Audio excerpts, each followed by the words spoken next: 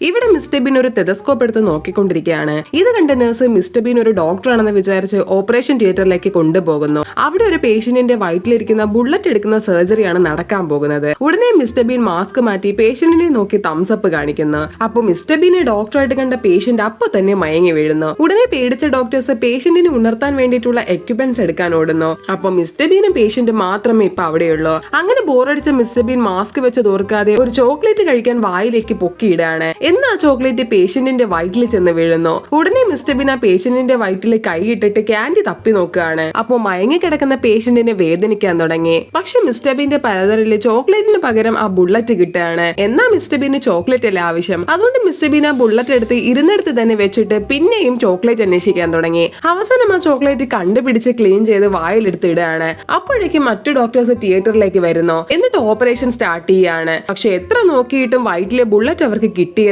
ഇല്ല. ഇത് കണ്ട മിസ്റ്റർ ബീൻ എന്ത് ചെയ്തെന്ന് വെച്ചാൽ എക്യുപ്മെന്റ്സ് എല്ലാം വാങ്ങി മാറ്റി വെച്ചിട്ട് ബീന്റെ കൈ പേഷ്യന്റിന്റെ വയറ്റിലിട്ടിട്ട് ആ ബുള്ളറ്റ് എടുത്തു കൊടുക്കുന്നു. ഇത് കണ്ട് മറ്റു ഡോക്ടേഴ്സ് ബീൻ ഒരു സംഭവം തന്നെ എന്നും പറഞ്ഞ് ക്ലാപ്പ് ചെയ്യാൻ തുടങ്ങി.